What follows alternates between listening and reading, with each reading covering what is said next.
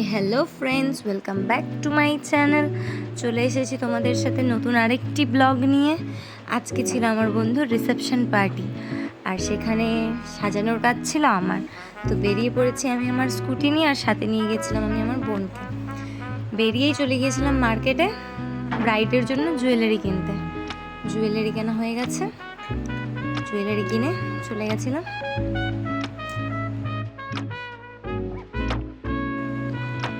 পৌঁছে গেছি বিয়ে বাড়িতে।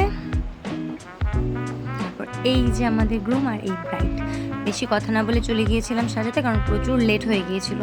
সব কিছু রেডি করে বউকে আমি বলছিলাম যে তোমার যেরকম মেকআপ লাগে সুন্দর করে আমাকে বলো, মানে নিজের কোনো কিছু না, তুমি যেমন করে দেবে তাতেই আমি স্যাটিসফাইড। তোমরা সবাই জানিও যে ব্রাইডকে কেমন লাগছে, সাজানোটা কিরকম হয়েছে। বলো কেমন হয়েছে?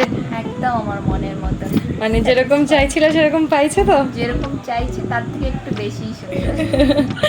Thank you so much. Satisfy একদম। একদম ব্রাইড এত চুলবুলি যে বারবার করেও চুলে হাত দিচ্ছে, এই করছে ওই করছে। আমি বারবার ওকে বলছিলাম এত চুলবুলি করতে না। আরও বলছিলাম আমার দাঁত ব্যথা হয়ে যাবে, আমার গাল ব্যথা হয়ে যাবে, এগুলোই বলছিল ননস্টপ। আর আমাদের ব্রাইডটা খুবই মিষ্টি, মানে আমার বন্ধুর বউ, মানে এত মিষ্টিও, যেরকম দেখতে সেরকম ওর কথা, খুবই মিষ্টি। আর মানে আমার বন্ধুর থেকে বেশি আমার বন্ধুর বউই আমার ফ্রেন্ড হয়ে গিয়েছিল, এরকম একটা।